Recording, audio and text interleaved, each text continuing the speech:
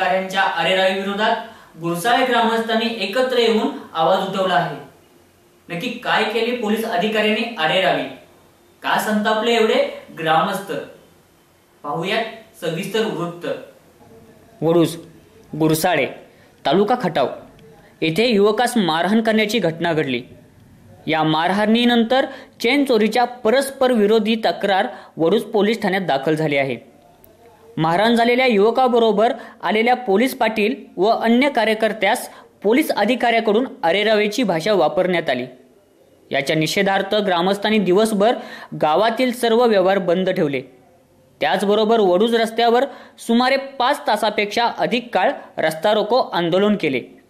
दरम्यान या प्रकरणी पोलिसांनी दोन्ही गटातील 3 आरोपींना अटक केली आहे। एका गटातील फिर्यादीबरोबर आलेल्या वकिलासहित संशयित आरोपी म्हणून अटक केल्याने वडूज न्यायालयात एकच खळबळ माजली आहे। या प्रकरणी वकील संघटनेनेही एक दिवस काम बंद ठेवून पोलीस प्रशासनाचा जाहीर निषेध केला।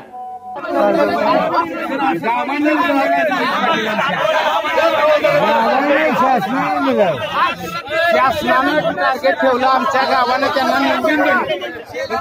जर आमच्या पोलीस सारख्यांना जर बोलायचं काय तर पाटील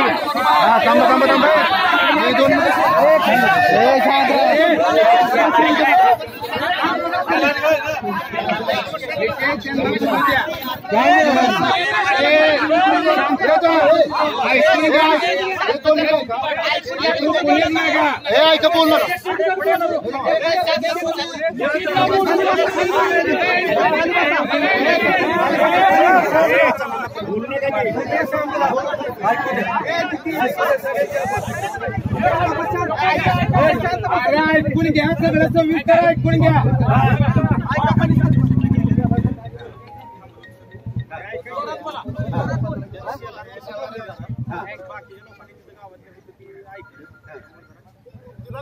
काय बोललं सांगा,